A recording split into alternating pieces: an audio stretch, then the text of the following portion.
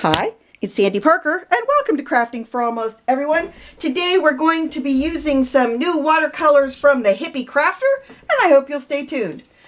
The nice people at the Hippie Crafter sent me these lovely watercolors. They're professional artist grade, and they also come with a water brush, and they call it a water pen. It's a water brush in my opinion. And there's 36 colors, and they give you this swatch chart.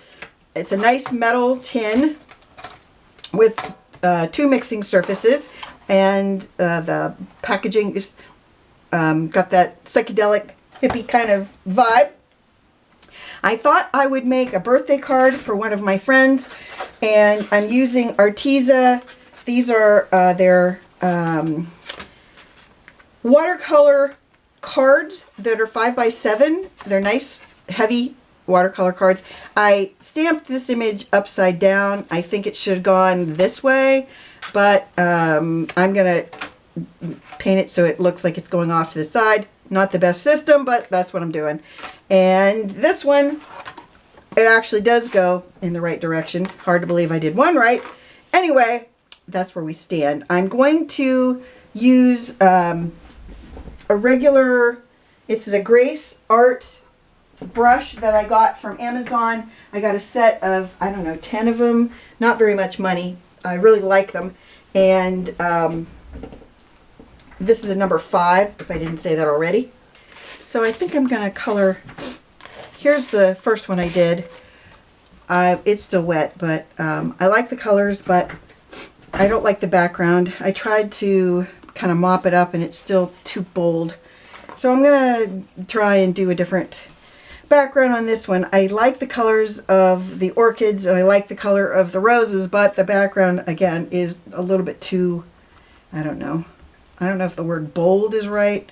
I think I'm going to do my background first, where before I did the background last. I think I'm going to do it first this time. Okay, I'm living on the edge, right? I did want to tell you a little bit about when I paint, because I can't make my wrist straight up and down like this. That's how you should paint. And I know if you watch me and you say, that's not how you're supposed to paint, Sandy, I get it, but I can't, my wrists don't do that. So I just thought I'd tell you in case you were going to help me with that. And believe me, I need all the help I can get, but that's a help that won't work for me, because I can't make my wrist do that, if you know what I'm saying.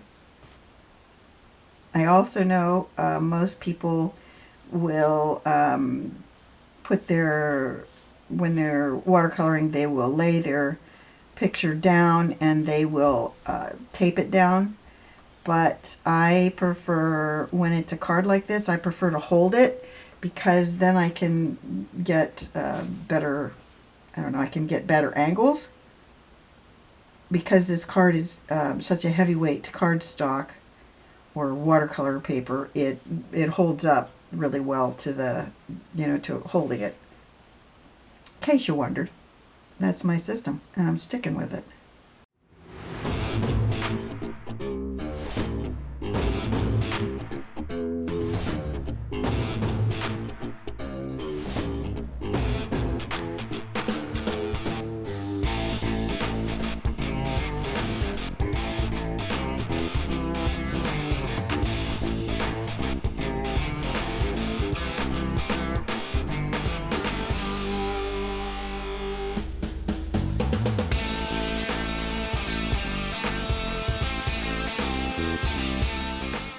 Now I'm going to show you my blotting system.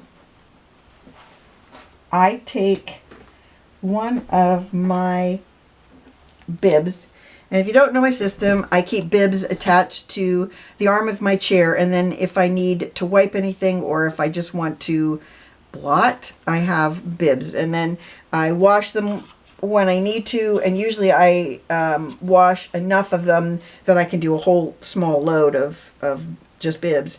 And if they get too gross, then I just throw them out. Well, I throw them out. Okay, so here's how I blot.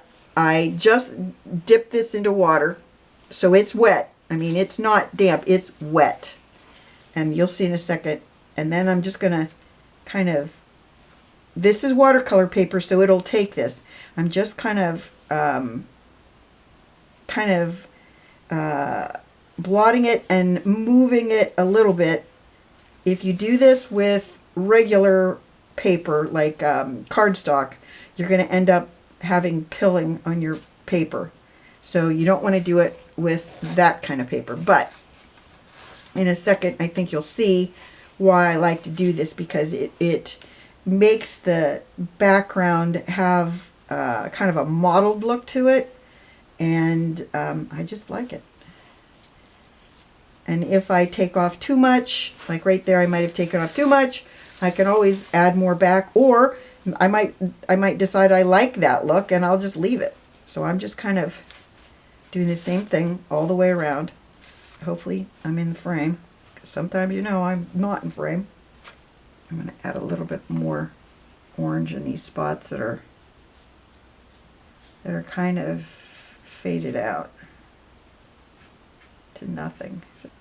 Okay, that's the orange background. I'm just going to let that set for a little bit so it dries.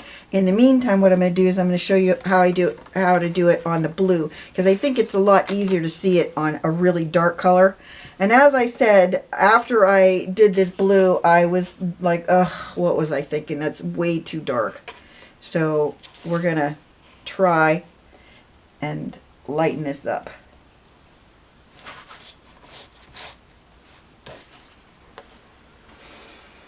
Okay, I think it looks a lot better than it did.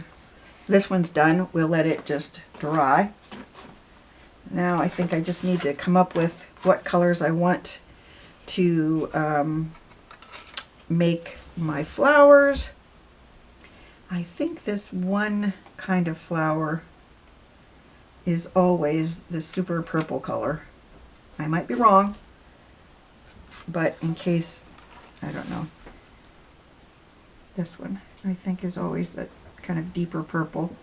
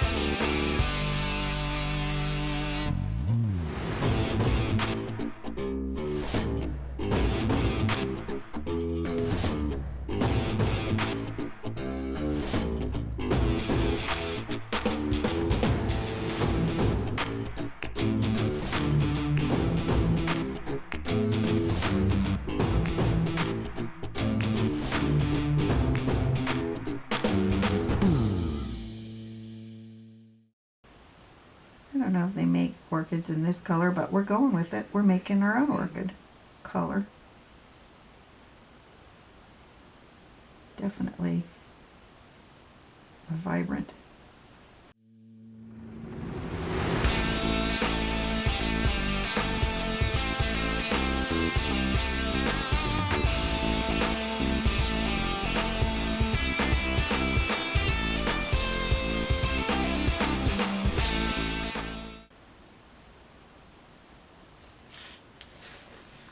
I'm digging this one.